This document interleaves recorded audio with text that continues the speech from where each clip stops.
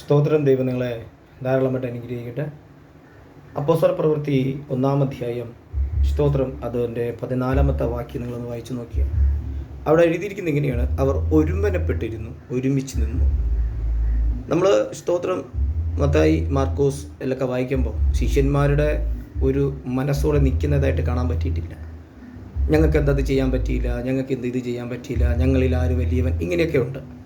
പക്ഷേ അപ്പോസ്തല പ്രവൃത്തി നമ്മൾ വായിക്കുമ്പോൾ സ്തോത്രം യേശു സ്വർഗരാജ്യത്തെക്കുറിച്ച് സംസാരിച്ചിട്ട് പരിശുദ്ധാത്മാവിനെക്കുറിച്ച് അവരോട് സംസാരിക്കുകയാണ്.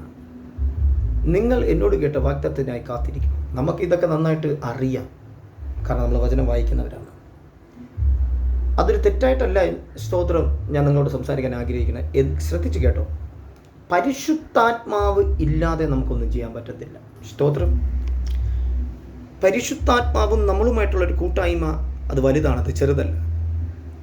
പരിശുദ്ധാത്മാവ് നിങ്ങളിലുണ്ടെങ്കിൽ എൻ്റെ പ്രസംഗം വലുതാണ്, എൻ്റെ സ്തോത്രം വെളിപ്പാട് വലുതാണ്, ഞാനാണ് എന്നുള്ളൊരു ചിന്തയൊന്നും നമുക്ക് വരത്തില്ല. കാരണം എന്താ പറയുമോ, അത് പരിശുദ്ധാത്മാവാണ് ചെയ്യുന്നത്, നമ്മളല്ല. ആമേൻ. സ്തോത്രം. നമുക്ക് എപ്പോഴെങ്കിലും ഹെഡ് വെയിറ്റ് ഉണ്ടോ, അപ്പം നമ്മൾ തോറ്റിരിക്കും. അല്ല, ഞാനാണ് അതിൻ്റെ ആള്, ഞാൻ നിന്നത് കൊണ്ടാണ് എന്ന് തോന്നിയ അത് ഇസബേൽ സ്പിരിറ്റാണ്, ഞാനല്ല. യോഹന്നാനെയും പത്രോസിനെയും നോക്കണം. അവർ പറയുന്ന പദം ഞങ്ങളെ നോക്കുക. ഞങ്ങളുടെ കയ്യിലൊന്നുമില്ല, കണ്ട, ഞങ്ങളുടെ കയ്യിലൊന്നുമില്ല, പക്ഷെ ഒന്നുണ്ട്, നസ്രയനായ യേശു. ഇതാണ് ശുശ്രൂഷ. 10, 15, 20, 35 വയസ്സ് പ്രായമുള്ള വ്യക്തികളോട് ഞാൻ പലതവണയും സുവിശേഷം സംസാരിച്ചിട്ടുണ്ട്. അതിനകത്തൊക്കെ ഞാൻ കണ്ടത് അവർ പാസ്റ്റേഴ്സിനെ റോൾ മോഡലാക്കി വെച്ചിരിക്കുന്നത് ഞാൻ കണ്ടിട്ടുണ്ട്. അവരുടെ നടത്ത, അവരുടെ സംസാരം, അവരുടെ ഡ്രസ്സിങ് ഉൾപ്പെടെ അവരുടെ പാസ്റ്റേഴ്സിൻ്റെ സ്റ്റൈൽ എടുക്കണ കണ്ടിട്ടുണ്ട്. എനിക്ക് ചിരി വന്നിട്ടുണ്ട്. കാരണം പരിശുദ്ധാത്മാവിൻ്റെ ശൈലിയാണ് നമുക്ക് വേണ്ടത്. അപ്പോൾ ഇത് കേൾക്കുമ്പോൾ നിങ്ങൾക്ക് പറയാം പാസ്റ്റേഴ്സിനെ കുറ്റം പറഞ്ഞതും. നോ, കുറ്റമൊന്നുമില്ല. പരിശുദ്ധാത്മാവ് നിൻ്റെ മേൽ വരുമ്പോൾ നീ ശക്തി ലഭിച്ച് യെരുശലേമിൽ, യഹൂദിയയിൽ ഇങ്ങനെ പറയുന്നുണ്ട്. അപ്പോൾ ഇതിനകത്ത് സ്തോത്രം സ്വർഗത്തിലെ ദൈവം നിങ്ങളോട് പറയാൻ ആഗ്രഹിക്കുന്ന ഒരേ ഒരു പദം, ഒരു മനസ്സോടെ നിൽക്കാൻ പഠിക്കേ. വൈരാഗ്യത്തിൽ പ്രസംഗിക്കരുത്, വൈരാഗ്യത്തിൽ സുവിശേഷത്തെ അറിയിക്കരുത്. പരിശുദ്ധാത്മാവ് നിന്നോട് സംസാരിക്കുന്നത് നീ ചെയ്ത വൻ അത്ഭുതത്തെ നീ കാണും. ഇവിടെ യേശു തൻ്റെ ശിഷ്യന്മാരത്ത് പറയുന്ന ഒരു പദം, അത് നിങ്ങൾ മുഴുവൻ വായിക്കുമ്പോൾ ശിഷ്യന്മാർ ചോദിക്കുന്നുണ്ടോ, കർത്താവേ നിൻ്റെ രാജ്യത്വം വരുമ്പോൾ ഞങ്ങൾക്ക് എങ്ങനെ? ഇപ്പോൾ കർത്താവ് പറയുന്നത്, യേശു പറയുന്നത്, അത് നിങ്ങൾ അറിയേണ്ട കാര്യമില്ല. പരിശുദ്ധാത്മാവ് നിങ്ങളുടെ മേൽ വരും. കണ്ട, അത് ശ്രദ്ധിക്കണം നിങ്ങൾ. അപ്പോസ്തല പ്രവൃത്തി 1-ാം അധ്യായം നിങ്ങൾ വായിച്ചു നോക്കുമ്പോൾ അതിനകത്ത് ശിഷ്യന്മാർ സംസാരിക്കുന്ന പദങ്ങളാണ്. പക്ഷേ തിരുവചനം പറയുന്നു, ആ ചിന്തയെ യേശു പൊട്ടിച്ചു മാറ്റി.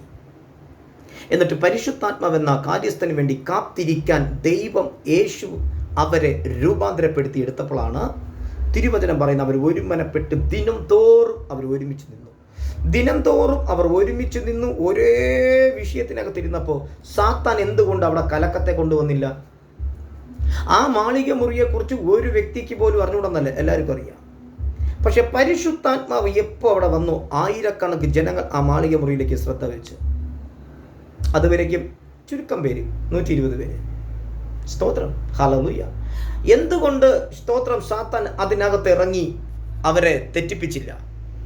അവരുടെ ചിന്ത ഒറ്റ ചിന്തയുള്ളൂ, പരിശുദ്ധാത്മാവിനാൽ ഞാൻ നിറയണം, പരിശുദ്ധാത്മാവിൻ്റെ അഭിഷേകത്താൽ ഞാൻ നിറയണമെന്ന ഒറ്റ ചിന്ത നിനക്കുണ്ടെങ്കിൽ, ഈ വാക്ക് കേൾക്കുന്ന, വചനം കേൾക്കുന്ന സ്തോത്രം നിങ്ങളോട് പരിശുദ്ധാത്മാ പറയുന്നു, നീ കർത്താവിന് വേണ്ടി വൻ കാര്യങ്ങൾ ചെയ്യും. സാത്താൻ നിന്നെ തോട്ടത്തില്ല. ഹല്ലേലൂയ. സ്തോത്രം. നമ്മൾ വായിക്കുന്നുണ്ട്, ഇയ്യോബിന് ചുറ്റും വേലി കെട്ടിയെന്ന്. ആ വേലി ഒന്ന് പൊളിച്ചു കൊടുക്കാൻ സാത്താൻ പറഞ്ഞു. പക്ഷെ കർത്താവ് പറഞ്ഞു, നീ എൻ്റെ ഹൃദയത്തെ തൊടരുത്. നമ്മളുടെ ഹൃദയത്തിനകത്തൊരു വേലിയുണ്ട്. നിങ്ങൾ എൻ്റെ മന്ദിരവും നിങ്ങളിൽ വസിക്കുന്നത് ദൈവത്തിൻ്റെ ആത്മാവും. കണ്ട, ദൈവത്തിൻ്റെ ആത്മാവ്. പഴയ നിയമത്തിൽ പറയുന്ന പദം. പരിശുദ്ധാത്മാവ് നിന്നിലുണ്ടെങ്കിൽ സാത്താൻ്റെ പ്രവർത്തികളെ പിടിച്ചടക്കാൻ പറ്റൂ. പരിശുദ്ധാത്മാവ് നിന്റെ മേലുണ്ടെങ്കിൽ സഭയ്ക്ക് വിരോധമായി എണിക്കുന്ന ഇസബേലിൻ്റെ തന്ത്രങ്ങളെ പിടിച്ചടക്കാൻ പറ്റൂ.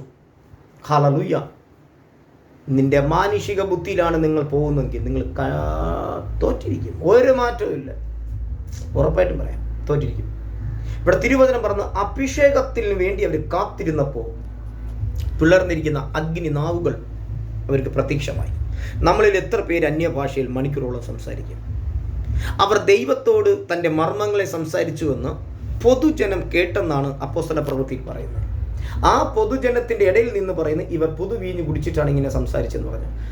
വചനം പറയുന്നു, പത്രോസ്, ശ്രദ്ധിച്ചു കേട്ടോ, പത്രോസ് അവൻ പരിശുദ്ധാത്മാവ് നിറഞ്ഞവനായി അവരോട് സംസാരിച്ചു. 3000 പേര് മാനസാന്തരപ്പെട്ടു. ഹലോ, നമ്മൾ ഭയങ്കര അഭിഷേകം എന്നൊക്കെ പറഞ്ഞു നടക്കുന്ന നമ്മൾ, ഭയങ്കരമായി പരിശുദ്ധാത്മാവിനാൽ ദൂത് പറയുന്ന നമ്മൾ സ്വയം ഒരു വിലയിരുത്തി നോക്കാം. ഇപ്പം എവിടെ നിൽക്കുന്നു? ശമരിയ പട്ടണത്തിനകത്ത് ചെല്ലുമ്പോൾ ഫിലിപ്പോസ് പ്രസംഗിക്കുന്ന പ്രസംഗത്തിൻ്റെ വചനത്തിൻ്റെയും ആഴത്തിൽ കണ്ട് അവിടെ ഒരാൾ മാനസാന്തരപ്പെട്ട്, അല്ലേ?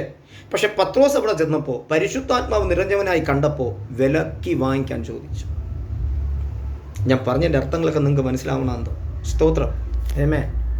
ദൈവവചനം വിലയ്ക്ക് വാങ്ങിക്കാനുള്ളതല്ല. ദൈവവചനം വിറ്റ് നടക്കേണ്ടവരല്ല നമ്മൾ. ശ്രദ്ധിക്കേ, ഞാൻ പറഞ്ഞ തെറ്റാണെങ്കിൽ തെറ്റെന്ന് പറ. നീ ദൈവത്തിൻ്റെ വേലക്കാരനാണെങ്കിൽ നിൻ്റെ കൂലി നിനക്ക് കിട്ടിയിരിക്കും. ആമേൻ, സ്തോത്രം. ഒന്നും പ്രതീക്ഷിക്കരുത്. ഈ അപ്പോസ്തലന്മാരെ നീ ശ്രദ്ധിച്ചു നോക്കിയാൽ, യൂത ഉൾപ്പെടെ നിങ്ങൾ ശ്രദ്ധിച്ചു നോക്കണം, അവരെല്ലാത്തിലും ഒരു പ്രത്യാശ വെച്ചിരുന്നു, പണം പണം പണം ഇങ്ങനെ.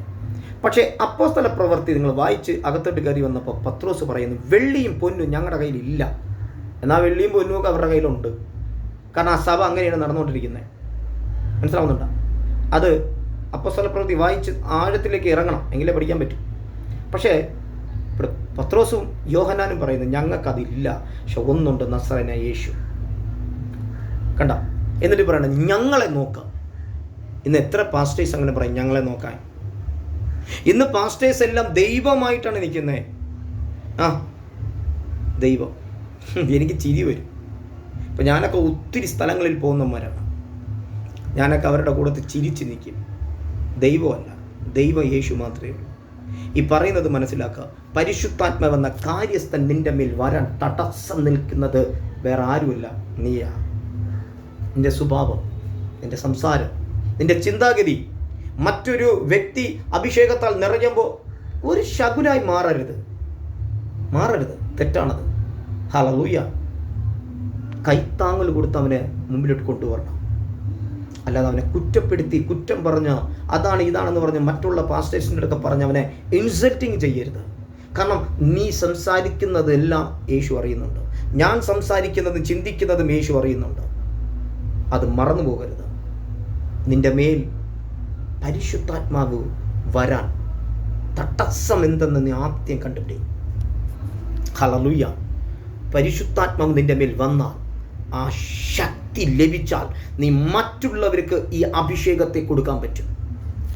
എലിയാവേ, എനിക്ക് എലീശയെ അഭിഷേകം ചെയ്യുന്നതാണ് പറയുന്നത്. ശമൂവേലേ, എനിക്ക് ദാവീദിനെ അഭിഷേകം ചെയ്യാനാണ് പറയുന്നത്. കണ്ട, ഒന്ന് ചിന്തിക്ക്.